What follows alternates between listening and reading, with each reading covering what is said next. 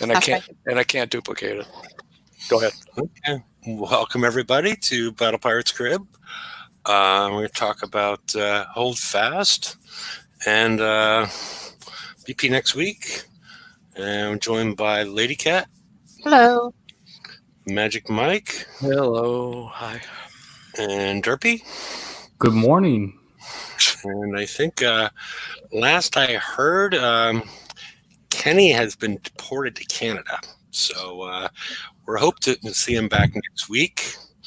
I guess ICE made a raid on his insurance company. So, because that happens often. Well, we miss you, Kenny. Yeah, Hurry back. Yeah. So, all right. The link's on the right-hand side in case anybody would like to join. And let's get moving. All right, we can skip this one because... All right. We next week. Oops, forgot to read out that one. But we're still in that week.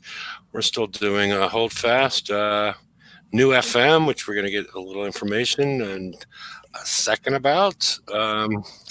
July BXP weekend and da. So, as expected. So one more click. All right, this is BP next week. Tides of March and Judgment Day, yada, yada, yada. But the interesting part is the part that I have a couple of questions about is July FM features 2 new Xinthium isotope armors and a brand new target for the Everest, which we expected. But the 2 new Xinthium isotope armors, are they for the next cycle or are they for the Everest, to the FM target, And if you take a look at our pre-existing explosive and penetrative, which are the damage types that you see in the FM, the skirmish one or the explosive one is restricted to only skirmish halls at this point in time. And the penetrative one is restricted to only assault. So this could be for the Everest because we don't have a tier 9 armor for them. Or it could be for, what's our next one going to be? Siege already? Yeah, Siege already. Yeah. Wow. These could be Siege armors. I don't know. So fast. Well, it needs to be, right? Yeah. We got the armors for the Mutineer the month before we got the Mutineer, right? Yeah. So these could be Siege, which is what, ballistic and radioactive. Yeah. Or Garrison, which is missile and explosive. But you bring up a good point about that explosive armor being the explosive limited. and the penetrative, they're both they're both class limited. So, but I don't think we've seen a lot of. I'm assuming that we're going to go to tier 9.5. So those armors are supposed to last for both. I'm assuming both tier 9 and 9.5.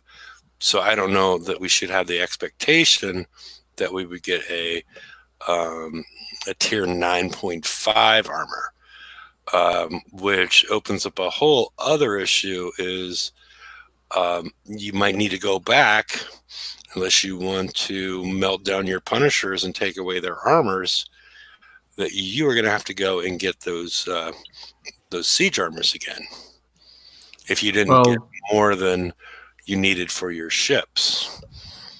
Are are those armors not in the tide? They're not in the Tides of March or in the Punisher TLC. I don't know. Are they? I only have one of extra radioactive and one extra. I have one extra radioactive and that's it. So, what is Tides of March? Do you know? I forget. Tides of March is the Praetorian one that gives you upgrade tokens, build tokens. Okay.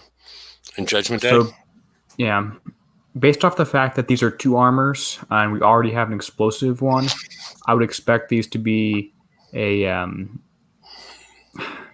What do you mean? What do you mean we already have an explosive ZX2 armor? But that's skirmish limited. Yeah. I mean, they could just expand we that. can't put it on our Everest. We already have a Zenith Isotope 2 armor for all the damage types, correct? But you're missing the point. They're class restricted. Well, Yeah. the newer, higher. Okay. Unless you're moving on. But what I'm saying is, okay, I'm sorry. You're making another point. The other point I was making was the fact that if you if you only got enough armors during the FM to outfit the tier 9 ships, you may need to go out and gather additional ones in the FM for the tier 9.5 ships. Is that the part you were addressing? Yeah. Okay, I'm sorry. I'm sorry. Go ahead. Yeah, I'm just not. This seems like we already have armors for the. We already have all the Zenith. We already have all the Zenith Isotope 2 armor for all the damage types. Yes. So I think it's going to be. I think it's going to be a tier whatever they are plus 1/2 version for Siege. That's my guess. I'm guessing it's going to be explosive and penetrative for Garrison.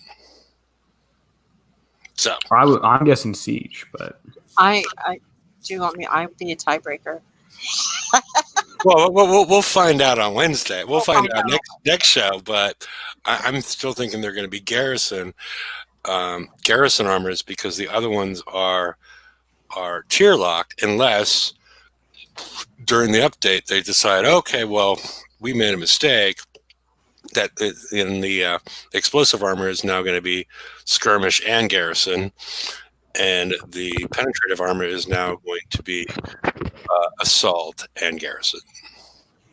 Well, yeah, just switch it over and open it up to more classes. That would be one way they could go with it, or the fact that we don't get tier 9.5 armors, we only get tier 9 and your armor lasts throughout. Well, it seems to me that they're going to have to run the Praetorian targets in tandem with the new Everest. Surely they're not just going to say, well, no more Praetorian targets. Well, I think no one's really had the opportunity to build a fleet unless you coin your ass off, have you? Yeah. Well, I think what they're going to do is every week we are going to lose every month we're going to lose a Praetorian target. So the other thing, they've also just gone to all the expense to set up for the new players to be able to get the Praetorian fleet. So you would expect that they're going to have to leave them going for some considerable time because new players are going to have nowhere to go again. Well, my guess is, but they always want to fool me. My guess is in 4 months, the only Praetorian target we're going to have left are the 120, the 121, and the 127, and then all the top 3 targets in 4 months from now will be Everest targets. But again, you can disagree, and I have no insider knowledge on this. It just seems the way that they do things. I want to disagree. Yep, I want to disagree, but I think you're right. And yes, that's the unfortunate fact of it. You're probably right, but it just doesn't make sense to be having a new target without us having had a chance to at least obtain the necessary items that we need to actually do the bloody target. Yeah, and that's why I think, in my logic, I think these are these are Garrison armors, and I think we're going to get, I don't know, an engine or... Yeah, well, there's got to be some more specials coming our way, surely. In Pillage, I think we're Pillage or a TLC. I'm probably in Pillage. We're going to get a new... It would be awful if they dropped it in Bounty. That would be like, oh, you don't get the game if they drop the Garrison, the Everest engine in Bounty. That would show they had no clue what was going on. So my hope is that they in Pillage. I'm going to go on Well, mute. well, they had the at the start of the raid, they had the new Garrison Limited special, Garrison Specific special in the PvP tab. So Yeah, but that's not good. Mike, you might want to stoke up the slides. Okay, there you go. Look at you go. So I don't know that we're getting an engine in this Forsaken mission because it already says we're getting 2 armors. No. That's why I'm projecting. I'm hoping that if we get another special, it's going to be in Pillage, not in Bounty. Okay, so when do we get the flagship? We might get them both at the same time, right?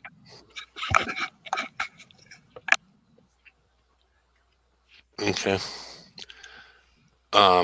Yeah, I'm assuming that we get the flagship at that point as well. And then, I don't know, maybe we're supposed to use penetrative sync drives. But I have a feeling that because of what we're missing, it seems that the engine is the most obvious, but I could be wrong. Yeah, well, you would think that the targets are going to be an escalation on what we already have with the 141s or 143s, whatever you like to call it. So I don't know if it's going to be a straight escalation. I mean, there was a video put out. You know, what I said on the Wednesday show is I think they're going to be very different targets because of the projectile speed of 80 that the mortars have, and I wasn't certain that they were going to be able to catch the fast-moving ships that we see in the in our higher level Forsaken targets. So yeah, I don't see it as a straight escalation, but Apex Predator put out a video, but he was hitting the TLC he was hitting the Scourge Blockade with the fully built and fully ranked Everest, and he was able to splash out those ships because normally when we have a mortar ship with projectile speeds around this, it's the ships don't move in these targets. You know, when you have slow moving mortars. Yeah, but what I was getting at with escalation was more damage-wise rather than anything else. So, you know, they're going to be, you would have to expect they're going to be harder than the current. Yeah.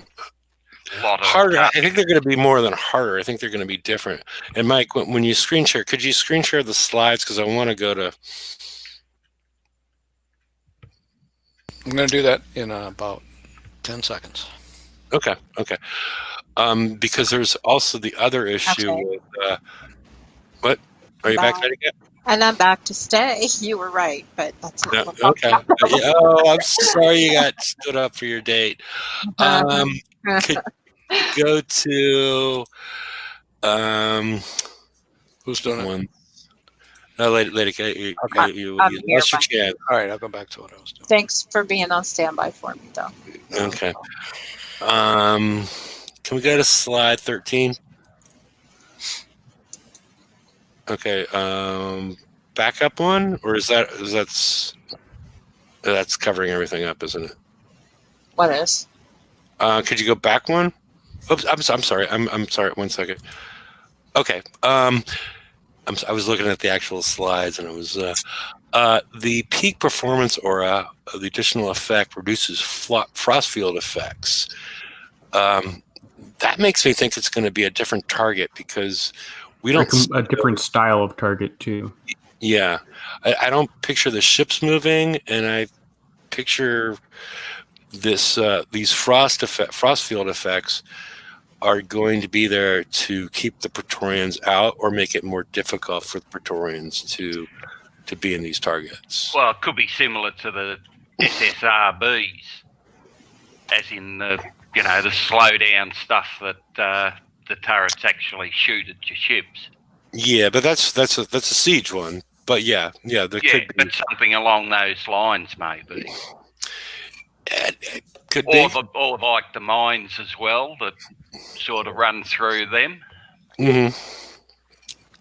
Yeah, very well could be. But as Derpy said earlier, I think it's going to be a different style of. I think it's going to be a different style and a different look for these targets, Everest specific targets, and not. They're going to make it difficult for the Praetorians to go into them. And every month we're going to lose a Praetorian target until we're left with the 120, 121, and the 127, and then who knows what happen, how long those stay around. I expect they will, the 120 and the 121. I think all three of them would probably stay around for a good amount of time afterwards. Well, at least the 120 and the 121 will have to stay around just for the lower level guys. Otherwise, they're just not going to have any ability to do anything. Well, the 127 you can do with the free fleet fairly easily. Yeah. So I think those three will stick around, and then the top three will migrate month by month over to being Everest targets. So whether that's good or bad, it just seems like the way they've been working. Well, Yeah, it's bad considering they just released the upgrade for the Praetorians, and now basically they've canned them. Mm-hmm.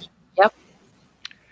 And we don't know when the flagship is coming out. We don't know if we're intended to run these like sort of in tandem for Everest along with your Imperator's Praetorian, 2 and 3, 3 and 2. Some sort of communication about their plan to transition would be nice. I hope that's something that is coming in the Forsaken Mission briefing next week. Yeah, but it's bloody at least a week too late, isn't it? Yep. What's the point in dropping the bloody hull when there's no information around what's going to happen with it? Well, the Because first some week we're people just building crap blanks out of it. anyway. What did you say, Derby? I'm sorry, I spoke The first over you. week we're just building blanks, so it doesn't super matter.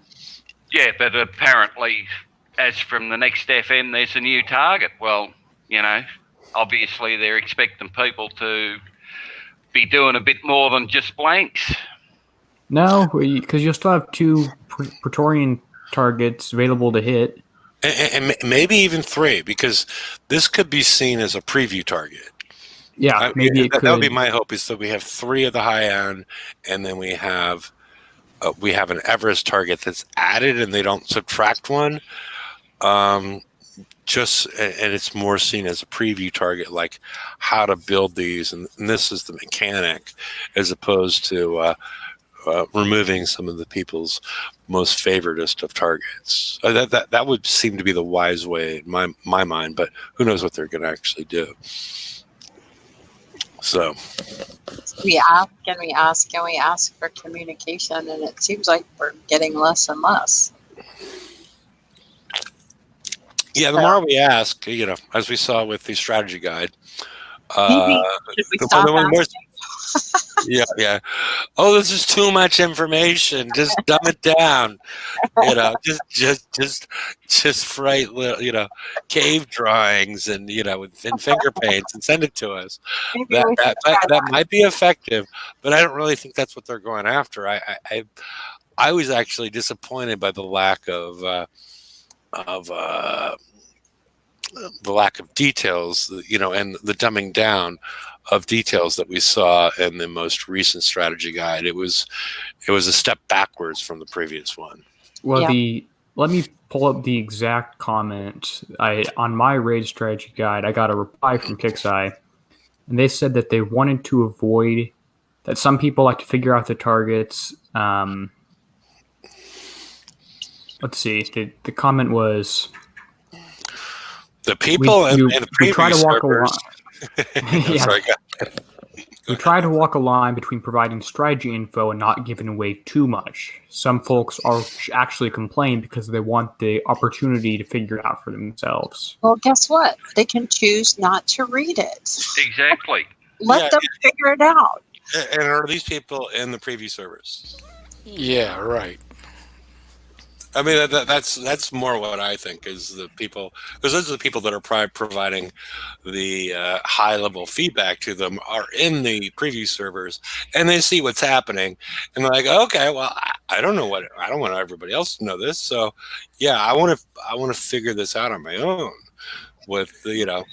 It's like Which is walking absolute, into which is absolute nonsense. No one, if you're any good, you have a look and see what, particularly if you're in a different sector when a raid starts, you always want to have a look at what people are doing, then you work out your own way of doing it.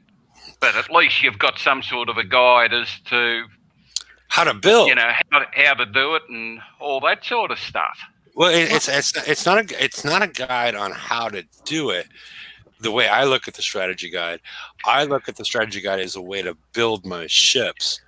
Well, it should be a bit of both, really. Like, imagine if we were all put in evade on our mutineers. Most people were going with guidance score number 3, agility 4, hyper 30. But imagine if when we got to the raid, we found that everything was splash based, and there was zero reason to have evade on your ships whatsoever. Then we always did a special on our mutineer. That's what we're trying to avoid. Which basically happened to us, a couple of raids ago, wasn't it? Most people got burned with Punisher targets. Yeah, we were looking at evade or something, and it didn't eventuate. Yeah, it sort of.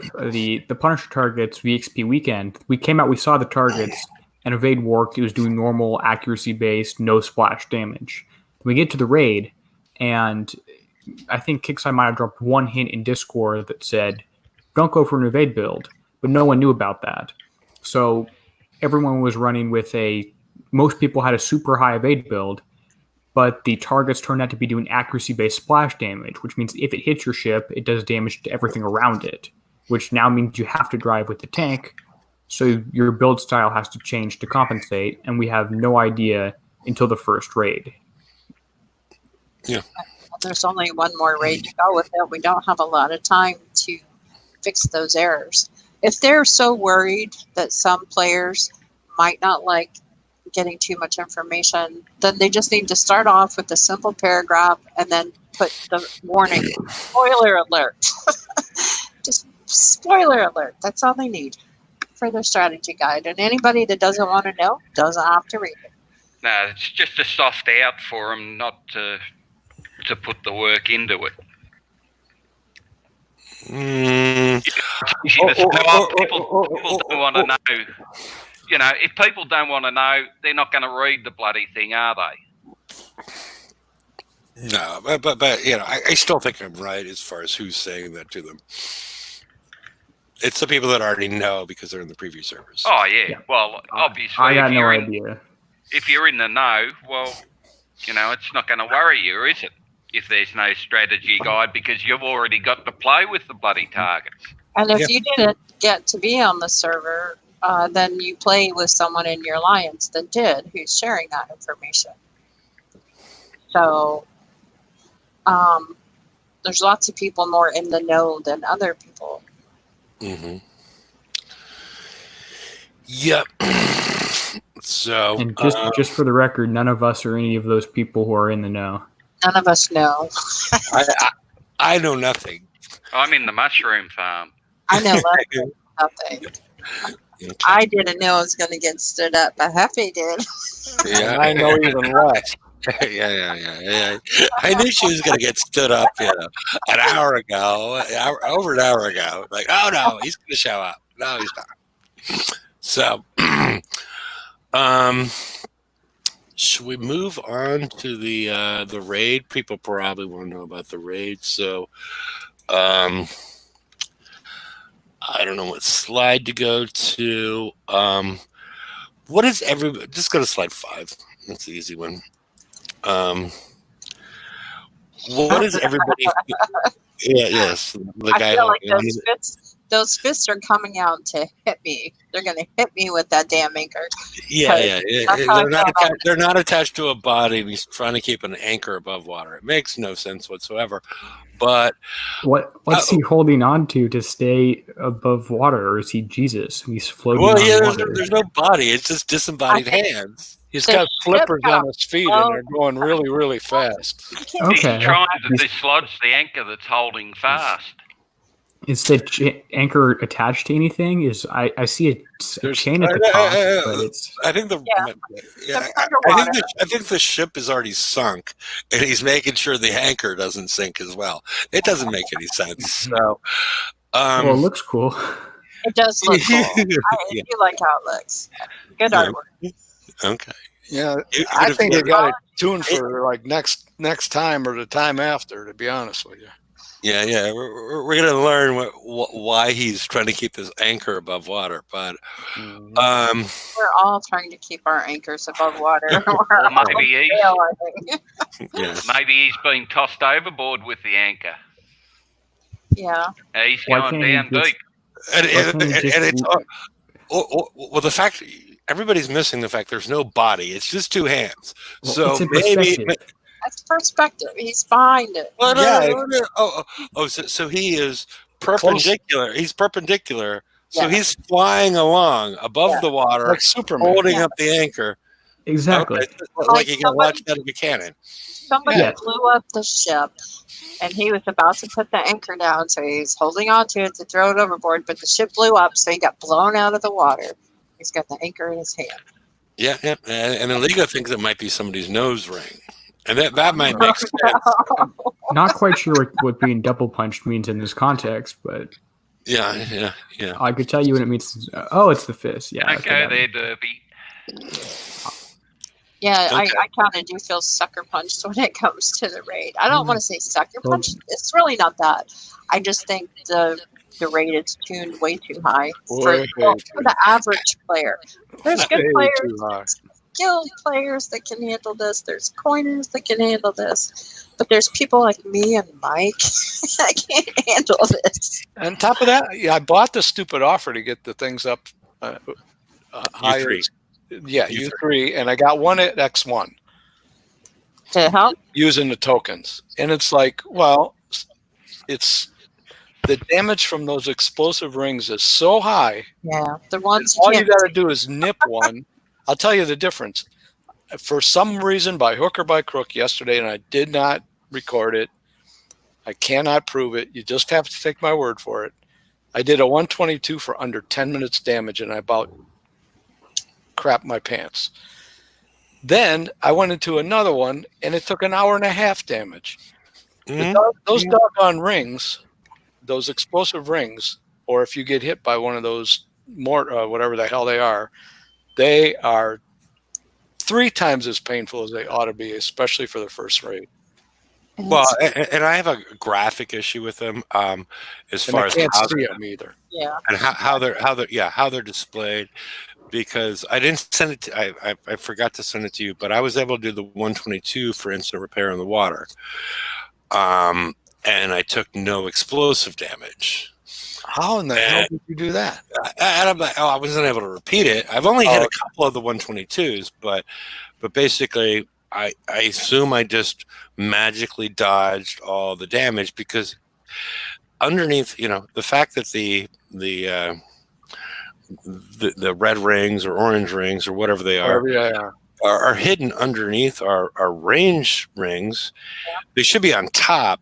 Makes it very difficult, because your eye is going towards the ship that you're trying to hit, not what's on. If one lands underneath your ship, you don't necessarily know it's there Unless you see the red indicator come up on your fleet, because it'll turn red. Yeah, but you're also looking. You're not watching it needs to be more dramatic as far as that, because Yeah. I did it for 4 minutes and 56 seconds.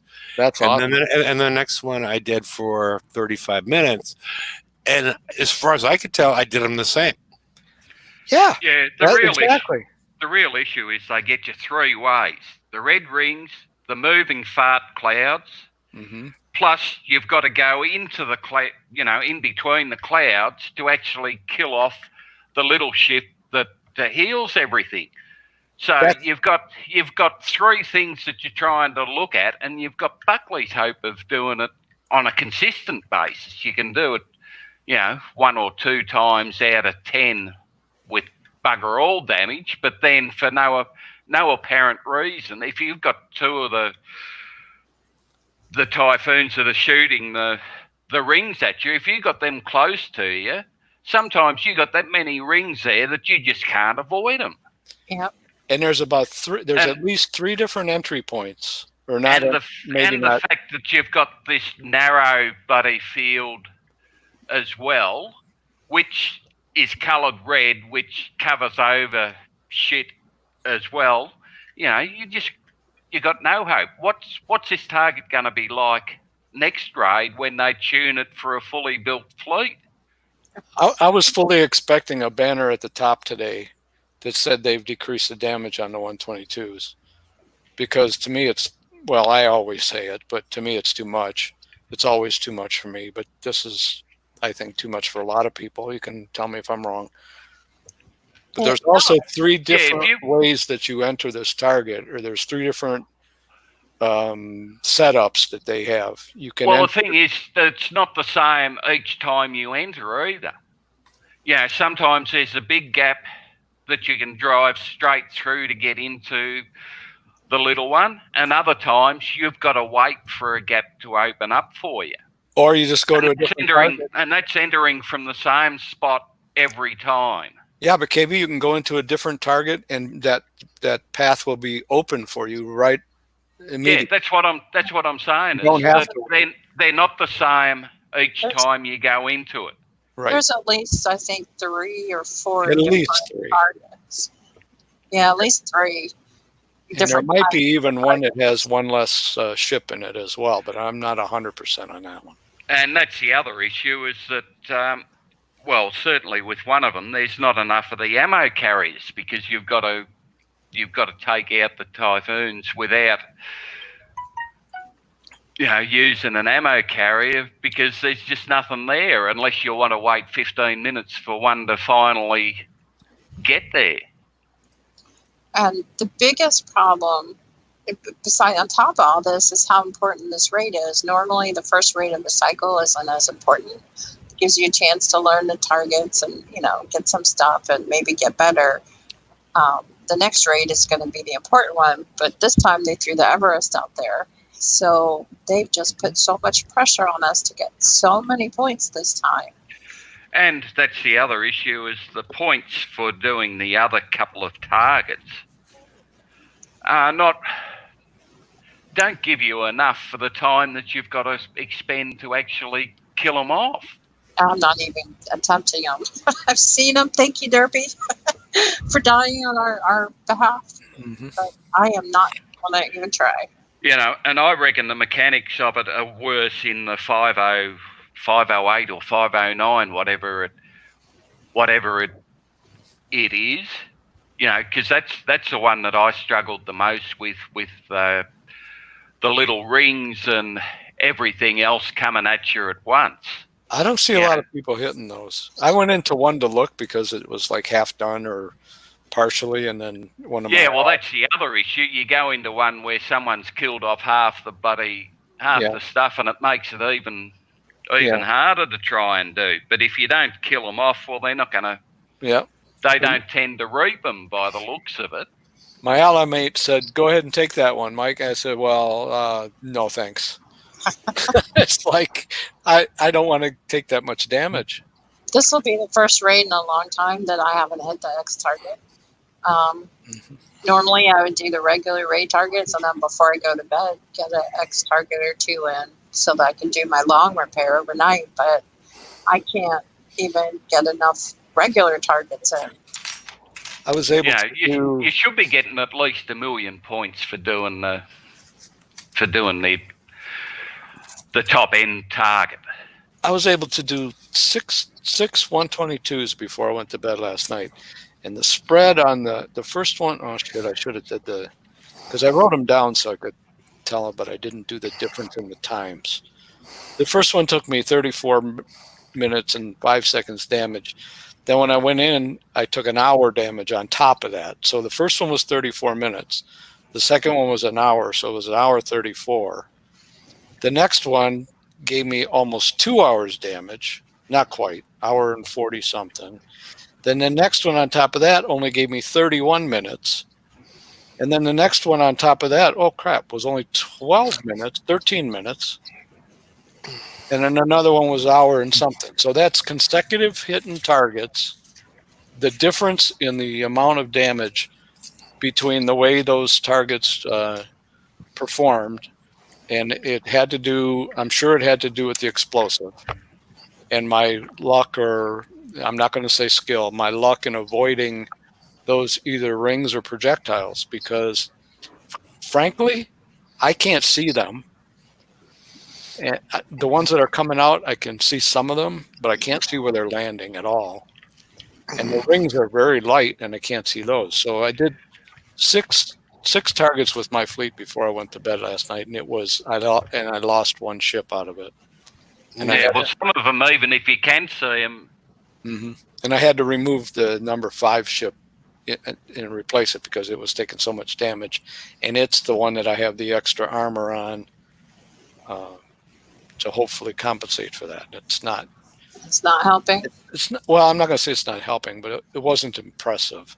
Well, you see, I was trying to get enough tokens to get that 5th ship to X1 before I went for the gun and special for the Everest, but now I'm starting to think it's probably not going to matter. Yeah. So I started out the raid with mostly U1, maybe U2 fleet. Not quite partially built. I did get the tokens to get everything up to U2 and have everything fully built, except the flag still U0 because there's no flag stuff. My biggest problem this raid is the hazard mortars in the 122 that we're talking about. No. They are very difficult to see. Yes. And I can see the anti-torps, so they're just very difficult to see. There's almost no skill involved in getting lucky and not having the mortars hit the water where you're on. Mm-hmm. If they do hit you, you have to be able to recognize that and move out of the way. But your ships are so big, and they have their own ranges and their own anti-ranges and their own special weapon firing arc. It's really hard to tell if you're in that field before you start taking damage. And that's the difference. RNG, randomness, is the difference between about a 15-minute repair time of actual time spent repairing in dock and a 1 hour and 15-minute repair time. And I am not going to spend any coin when it randomly hits me and I take an hour damage. Right. I'm just going to walk away and not play for an hour. Then I'll come back. And the 120 is manageable for me. A couple different methods to it. And that one has none of those weird random mortars. So instead, it's the very small difference in RNG based on how well evade works, how well your countermeasures work, and there's some amount of skill in there. But the randomness from the 122 sucks. I have hit a couple 509s. I haven't figured them out very well. I've hit even fewer of the Zealot target because I've been so busy repairing my Mutineers. And with all that, though, I've been playing a lot and hitting a lot of the 120, 122s. I'm down. I'm at about 20 million. I need about 60 million this raid, so I'm about on pace. Yeah, but for the points that you're getting, you're wasting a hell of a lot of time to actually hit the target. What do you mean? Well, each target's taken a reasonable amount of time, particularly if you try the 508s or the 601s. They're time consuming for not a lot of points out of it. Yeah. Okay. And they keep escalating how much stuff that we actually have to get out of these raids. Yet, the best you're doing is 400,000 or 500,000, for one target. The 509 should be worth at least a million points. Then you would be getting some benefit out of, but taking some damage. Does anybody want to hit some of these targets so people can see what we're, I'm not sure everybody. I can do a 122 in about 8 minutes. Okay. Well, If you like, if you want. okay. Or I can go in with a partially dead ship. I don't care. No, I'm just saying if anybody wants, because there are some things to do. It's not to improve your performance, and that's what I wanted to get into. Whoa, say that again. He's talking about improving your performance. I'm not quite sure what he's meaning with that. Little blue I want to pills. clarify. There are some things you can do to improve your performance. Is that what you said? Yes. Little blue pills. Okay. I got it. And that's when I wanted to, if somebody was going to walk through it, I'd be like, okay, well, like number one is don't get in the range of 2 Tempest, obviously, at the same time, because now you're gonna have mortars everywhere. Right. And then the other issue with the 122 is there 3 targets? How many targets? I think there's 3 different targets. There's 3 different configurations. I think of the P fields. That's what I think. Well, it's more than P fields. Sometimes there's and there might be one that has one Tempest in it. It's some have 2, some have 3. Sometimes on the next one you try, Mike, if it has 3 in it, retreat before it starts, and then enter it a second time from a different angle, and see if that changes the number of ships. And the ladies love that to see that. I have tried doing that, but I never noticed if it changes the number of ships. I have noticed though that the ammo carrier sometimes will reappear in a different spot. Like hard to explain. What was the condition? Okay, I don't remember the condition, but it showed up in the center of the map. Okay. The other thing that I noticed is 5 minutes. Obviously the obvious thing is, try and engage the Tempest while you are in a configuration. What your positioning allows you to be with the ammo ship, and that's best case. Yeah, but you need to make that happen. Right. But the other issue is don't get in the driving line of the Tempest. Go perpendicular to the Tempest, while also maintaining the ability to get the proto ammo. Because what's going to happen is if the Tempest is coming right at you, you're eventually going to get those drones are going to get close enough potentially to start giving you explosive damage, because they have a range, according to the Derpy guide, is around 60, and so they're getting closer and closer, and they do take a while to kill. So because your ships don't target them.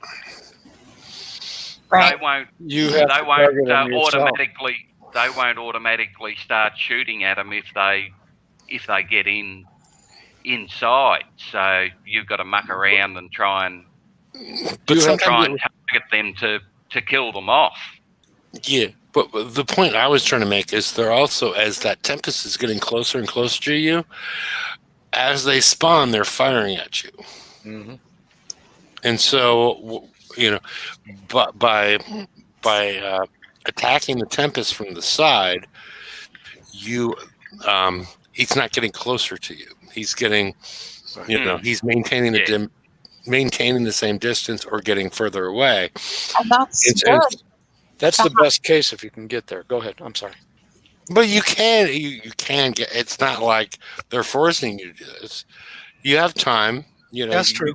That's true. It's hard to do. You get into trouble trying to chase down one of those little bloody ships that you got to kill first.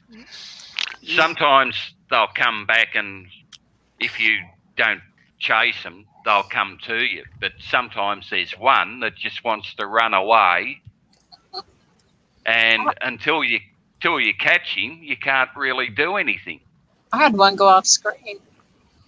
Really? There's another method here too while we're at it that I figured I'd share a picture of doing. It's what I'm calling, and what Hefe is telling us the Apex Predator has been doing, and I've done too, is the splash kill method is what I'm calling it. And this is in the 120. That's in the 120. This is in the 120, and it should work in every target, but it is a little bit more complicated in the 122 and the 509 because there are clouds that move around and stuff. And but also the hazard mortars. Yes. Yes. So my range right here, this white ring, is the same range as the enemy torpedoes, essentially. It might be plus or minus one difference, or they might have a range of one longer, but whatever. Their torps are slightly longer than our ring. Yeah. But if you park just far enough away that you're barely touching the edges of the thermal ring of these Juggernaut X's, they'll spawn the drones, and the drones will move towards you. And you'll hit the drones from a distance that's far enough away that it kills the drones before they get close enough to shoot at you. And then you also do splash damage to the Juggernaut X. Now, as long as they stay their side of the green ring. Yeah, pretty much. Once they get to the green ring, then you're going to start taking some damage. But they're the only thing in range, so your ships will shoot at them. Yeah. And you have to make sure it's not coming towards you, approach from the side like I'm doing here. And it does increase your time to complete the target, about doubles it. It takes 10 minutes-ish, 9 minutes for a 120 instead of 4 minutes. You do still have to hit the original ship. You do have to hit the Typhoon to trigger the drone spawning and then run away to about 100 range before you do it. So you will still take some volleys, but you should be able to do, probably with 4 U0 ships, if you drove well, not even perfectly, just fairly well, you should be able to do a 124 instant repair. In the base. Yeah, that's my guess. Low repair generally. I've been doing instant with my U2 fleet. Yeah, now given I did purchase the offer, I've been autoing the 120 for about 2 minutes in the dock, 3 minutes in the dock, because one ship will take more than 5 minutes, so I have to wait for it. But generally, I auto the 120s now, and I'm happy with that. It's the 122. It's too. I'm almost ready. I'm on share, Hefe. I still have 15 seconds, so I can anytime you want to. Okay. And I can make a fool of myself here in a minute. Hefe, I like what you're saying about the target. I have trouble keeping the ammo ship in range and the Typhoon in range, but not too close, and avoiding the clouds and avoiding the red rings. Yeah. It's best not to be in a rush to get it completed and sort of step away and realize when you're in a bad situation, and it's difficult to talk about it in such a way that this is the way you do it every time, because there's 3 different targets. The one that I hate is we'll see if Mike comes across one of these. Yeah, it's the one where the 2 Tempests are coming at you at 6, because I enter most. Yeah. I don't like this one. Okay, all right.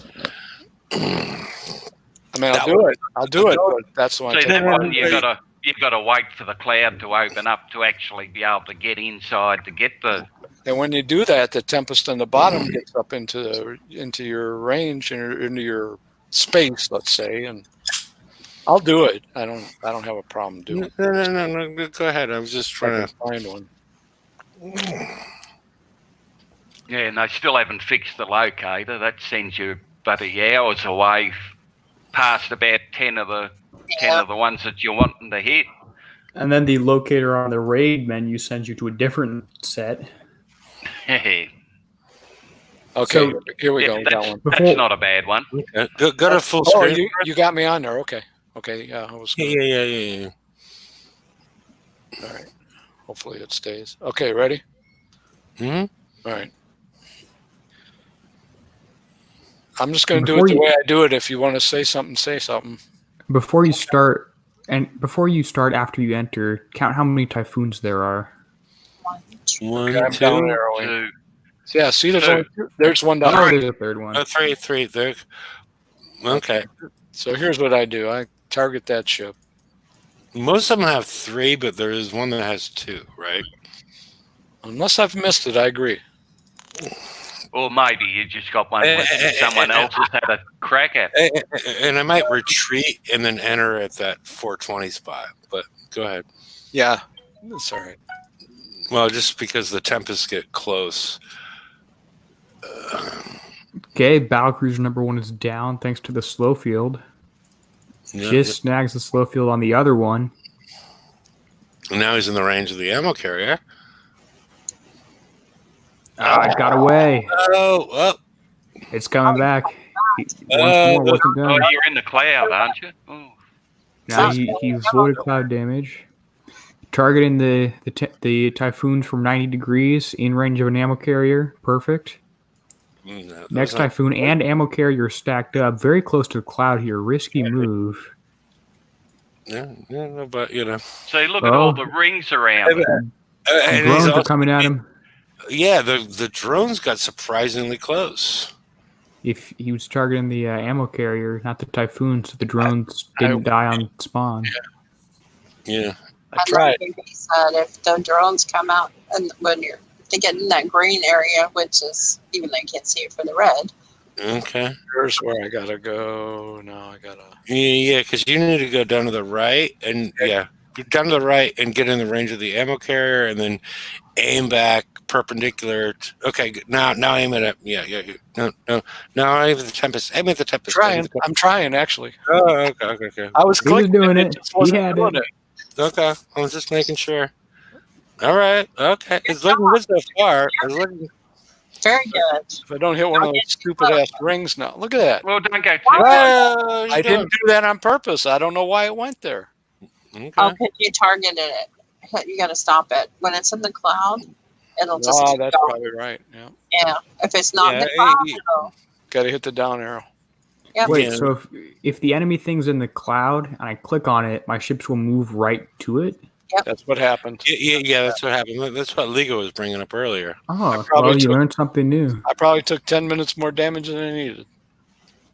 Here, we'll see what happens here. Well, Except, well, Hit that's the arrow keys and I flip through didn't do all anything. your ships. I didn't do anything except target it, And it and went. that time it worked. So I don't know. Well, it wasn't all the way in the cloud. True. Well, that was a reasonable run. Looks like no damage on ship 1, maybe a hair. That was a reasonable. All concussive. You avoided damage on the fields, explosive Yeah. fields. Number 2 ship again. So mine was number 2, got a lot of damage as well. But I think you weren't stacked very well. You weren't stacked at all coming in. So That's very possible. Okay, so this is probably the 5th ship that's showing up as number 2. Well, let's see. Oh, that's true. They do sometimes show up differently on there. Yeah. No, I think they're showing up the same. At least All they I are did for with me. the 5th ship was change that one armor. Everything else is the way they're all the same except for that 5th. That I have the one. Oh, it is the 2nd ship. Okay. I had second ship damage tonight too. But I think I wasn't totally stacked when I set off after that little ship. And Mike wasn't stacked either. Well, it's going to drop down to effective repair. Time that you spend repairing is going to be 10 minutes from that target, which I think is really good. That to me is acceptable. But the last time I did it before the show started was like over an hour. I did Yeah. it. I got 2 hours damage from one target when I got home from work. And it was pretty even across the board. So that means I went into the field I think. So I don't know. Yeah, You want to do more? I can do another one in 10 minutes or less. Well, how much damage are you getting off a 120 autoing it? I'm getting under 19 minutes, I think, something like that. We'll do one. That's But- pretty good. Yeah, we can do one if you want. I'll do one. See, the upgrade shouldn't matter that much. So it's 15. Well, let's go to exactly 15 minutes. Cafe, are you here? Yeah. Nate. What do you get on auto of a 120? I'm able to auto 10 of them before I go to bed. I don't even. You don't know on each one. Okay, this fleet's got 15 minutes damage on it. Okay, we'll remember. Okay. And here's a 120. Here we go. I am forced to switch Are you- ships around. You ready? Yeah, I just didn't know what you were saying. Okay.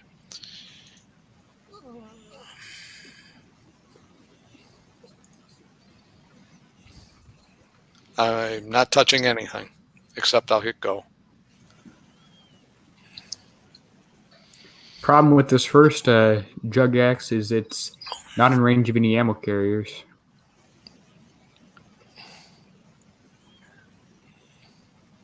but I guess the good thing is it's going away from you as opposed to towards you. Yeah, I mean, it's not that bad. Well, because you know the drones it spawns aren't getting closer to you. Mhm. That's why. This target appears to be like pretty much perfectly set up for auto in terms of a clear U-shape horseshoe. I agree. I was having actually fun. I stacked up like 12 122s last night, and then I just autoed 120s before I went to bed. No, the other way around. I autoed 120s, and then I killed them off on the 122s, and then I went to bed. Now this one's moving Probably towards taking you. Yeah, he's probably taking explosive damage here. Maybe. I'm thinking definitely. Yeah. I think you took explosive damage at that point. Drones would have to get one shot off. I mean, I'm not touching anything. It's pure. No, nobody's blaming you. We're just That's fine. I'm just explaining.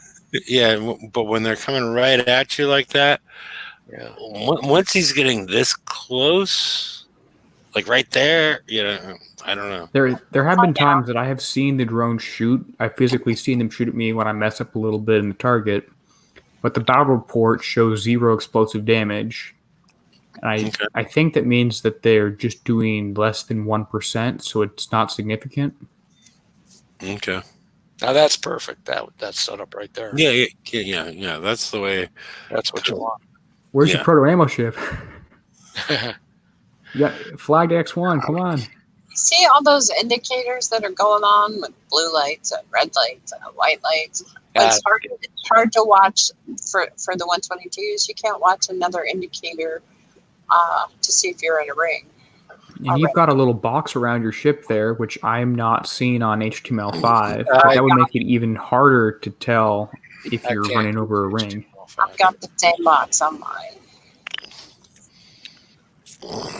It's probably a flash thing. I'm still not comfortable. No, I got that occasionally on HTML5 myself.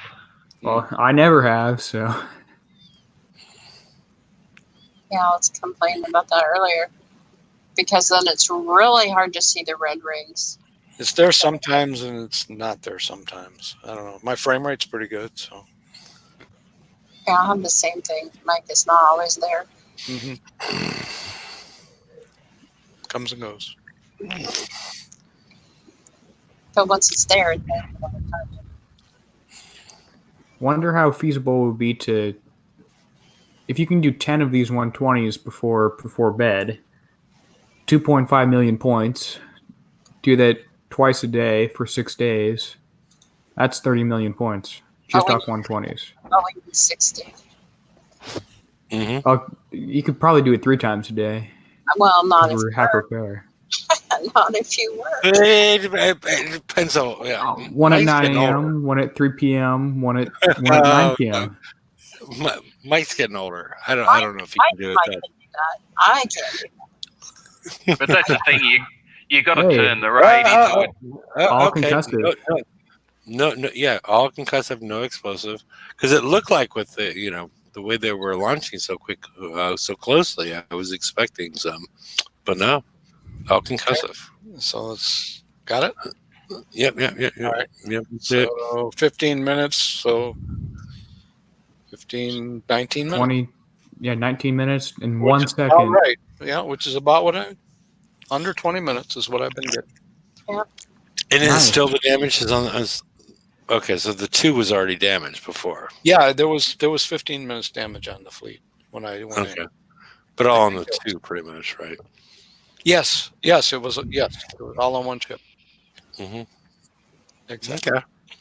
See, I'm not sure. I can't remember because it was this morning when I did it. But when I ordered 120, I'm thinking about 30 some minutes damage. Yeah, Maybe. yesterday all day long I did 122s to try and learn how to drive the stupid things, and I could never get them. Sometimes I'd have to go away for an hour. But then I had about 10 or 12 stacked up, and then I did 120s on auto because I couldn't drive them much better than I could auto them, to be honest. Mm-hmm. So then got those caught up, and before bed I did as many 122s as I could, and I was able to do 6. And I actually lost one ship, and I had to switch the 5th ship around to the number 2 slot for a while, and I was able to get 6 of them done, but I couldn't do more than 6. Okay. So, anybody out there? Is there any more questions you have for anybody, or Everest builds. I'm joking. Yeah. This might be wrong, but It probably is. of course, I mean, I'm not a builder. I mean, Not that you're wrong, but never mind. Go ahead. there's what I'm doing on my Everest right now. I'm putting one of the new weapons on it because what the hell? Because of the tokens. So that's my Everest build. Okay. Yeah, you're gonna roll the So if C's of anybody that. needs help with Everest builds, there's a sample for you. See, mine's very similar, but my weapon's a third one. I figured for what is it? It's a half a day, right? Yeah, about 8 hours for the weapon. And we got For the tokens. special, and that's rather. one. Yeah, and it's one less refit I got to do. And then if I get them all done with the stupid, I'm going to probably have to go to VXP with all of them with one of these on each one. For me, the build time with the blank hole was 2 days, 23 hours, and like 30 minutes or something. Right. Yep. And then It you was put similar to me, 3 days basically. It was just under 3 days, so I Yeah. figured, okay, I'm going to load this thing out with Thud 4s. I put a third one. I just remember it's a force I had. I used to do the VXP, just build the blank hole with Thud 4s and could actually do a tiny bit of damage during VXP weekends or on salvages or whatever, so you could rank up that way. Right. You can't do salvages anymore, though, can you? No, you can't. Okay. Blank hull's 3 days for me. Right. Yeah. 3 days. Just under. Just a shame. Yeah. A half hour under. Right. It's refit time on weapons, or is usually less than build time on weapons. Which is Yes, why if your labs are fully upgraded, you save 30%. So I should put a Thud one on it then. it just depends on your timing and your style. You're home all the time, or more than I am anyway. So you can manipulate your time better. I'm figuring I'm going into VXP weekend with one weapon on the stupid thing, and it's like, okay, if we figure something out, great. If we don't, great. I figure I'll have time to add 1 or 2. Yep. Before VXP. Yep. Yeah, I mean, even if you have to put on 4 and the new special, that's not going to be a bad thing.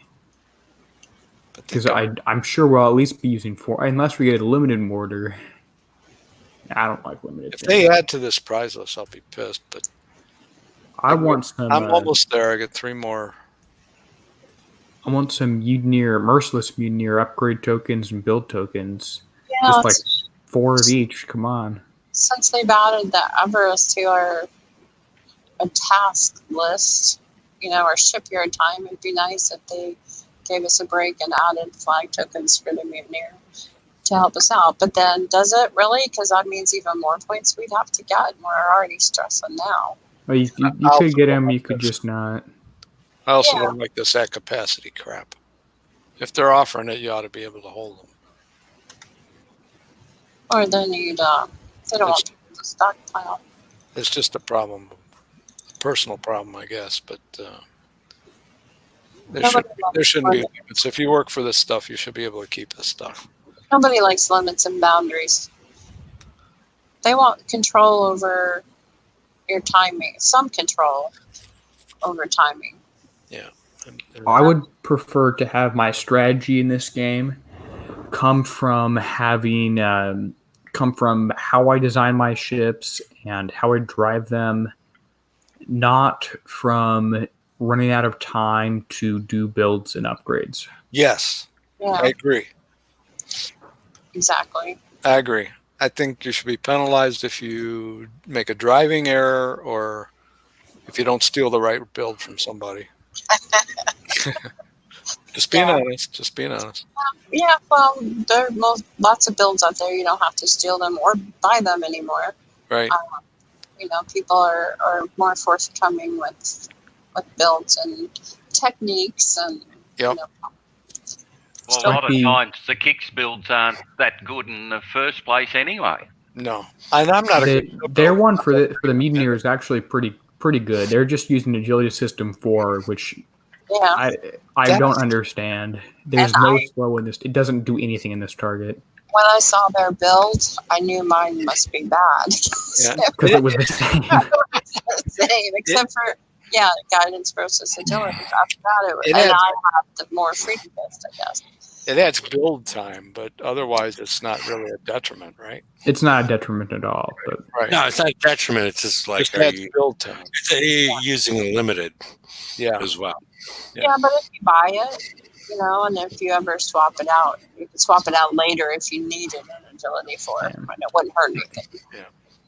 No, that's true. And I had something I was going to say. Oh, like the Mutineer builds, like what I see as strategy for that is you have the option to go for an armor that adds slightly more survival and then increases your damage, or go for an older armor that adds slightly less survival and adds evade. That's a good example of a strategy choice that I like. The engine, whether to go with the more evade, more survival, or more concussive damage, Reef Rider versus Old Glory, that's a strategy thing I like. Being forced to save my FM tokens all the time and then still not having enough time to do and add the last 2-3 armors on my ships, that's not a strategy choice I like. That's not how I like to play the game. Having an RNG from random luck, if I get hit by this hazard mortar, that's not what makes the game fun for me.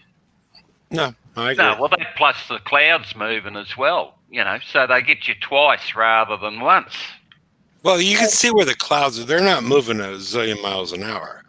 No, but if you're focused on but they're still trying to chase something down, it's quite easy not to notice that there's one sneaking up behind you. It's still a straw. Quick. Straw on the camel's back. It's not the one that tips it over, but it's still a straw. It doesn't take damage slowly, though. I mean, when that indicator on your fleet turns red, you're losing health quick. Yeah. It needs to be visually. It needs to be brought further up and more of a something that players can see. I like your idea of putting that layer on top. I just wish they'd do away with these firing arcs. Yes, you do.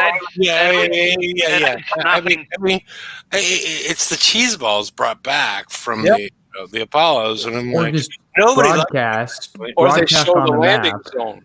Yeah, show the landing zone. Broadcast on the map before you hit. Like the rocket, I haven't used a pinch in forever, but it shows you where it's going to land, and then it lands there and make those bright pink. 100% agree with that. You're agreeing with bright pink as far as the color. No, I don't give a shit the color. Okay, I'm just making sure. Well, maybe bright pink would be fine. Okay, just making sure. Yeah.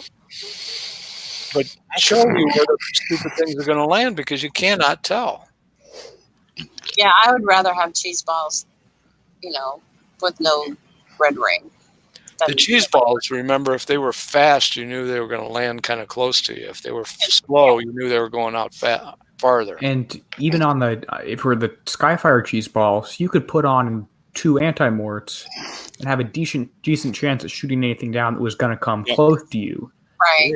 And that was another strategy choice. You could sacrifice some damage to put on these things, and also maybe they worked against UAVs and those targets, whatever.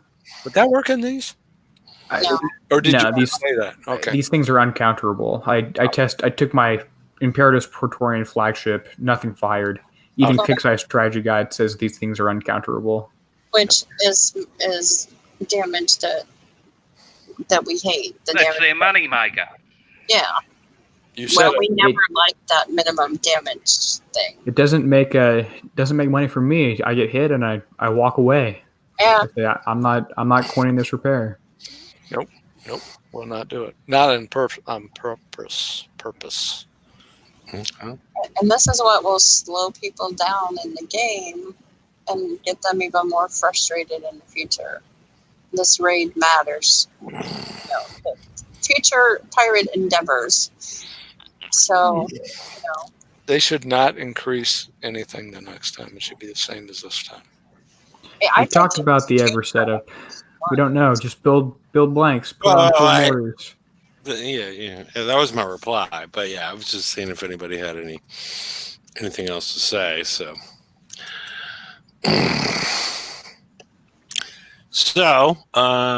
we've gone over the hour. The link's in the right-hand side. It's a little further up. Is there anything else that we should be talking about at this point in time before we discontinue the show until Wednesday? No. I just hope Kix is listening. I don't think they are reading or listening, but... Well, you don't think they can read? Well, why are you jumping to this conclusion? Because there's a lot of posts in the forum as well that say a lot of what everyone said tonight. They're deaf and can't lip read. Okay. No new taxes. Okay. So, if we don't think anybody's listening and whatnot, the link's in the right-hand side in case you want to join the after show, or if you have something you want to add on to the show, it's there, but it's been there for a while, so I don't think people are going to want to jump in for that. I guess we'll see you all on Wednesday, and good luck on the raid. And I guess we didn't get into some of the prizes. The tokens, especially for the Mutineer and the Everest, they're pretty big as far as getting to a point of advancement, because you have upgrade tokens, 10 upgrade tokens available for the Mutineer, and you have 10 build tokens available for the Everest. And those are I think they're gonna help you quite a bit as far as advancing in the game. So I would definitely put them in your, gotta have type of thing, along with the weapon and the special for the Everest, the K2 special. You need to get that, and you need to slap that bad boy on your Praetorians right away, because I'm assuming a lot of people that watch the show have a lot of extra Praetorian tokens. Praetorian build tokens, yeah. Yeah, Praetorian build tokens. And to swap out Siege Targeting 4 for the K2 special, I think it's going to help you in upcoming the upcoming FM for the Praetorian targets. So. And if you have a Mutineer fleet that could do this raid, I would start building the Everest. I would not spend any more time. as much as I want the X1 flag, I wouldn't spend any more time upgrading or building your Mutineer fleet with actual physical shipyard time. Okay. That's not really what I'm my path forward, but what do you think that? Because you have this month to get you have this month of build time to build the Everest, and then the month after that will be building the Gladius. Mm-hmm. And then after you have your Gladius fleet, then you can go back and start building your Everest just in time to have finishing your Everest fleet and the flagship just in time to have the FM targets go away and transition to Everest for the top targets primarily. That's what I think will happen. Okay. Go and see your bank manager. No. Get a second job. Mm-hmm. Alrighty then. We'll see y'all on Wednesday, and hope you all are doing okay, and wear your mask despite what your president might tell you. But He's gonna wear his. he's what? He's gonna wear his on his visit to Walter Reed. Okay. We'll see. We'll see. So thanks for showing up, and we will see you all on Wednesday. And links in the right-hand side in case you want to join the after show. Later, people. Good night, all. Goodbye. Hooroo.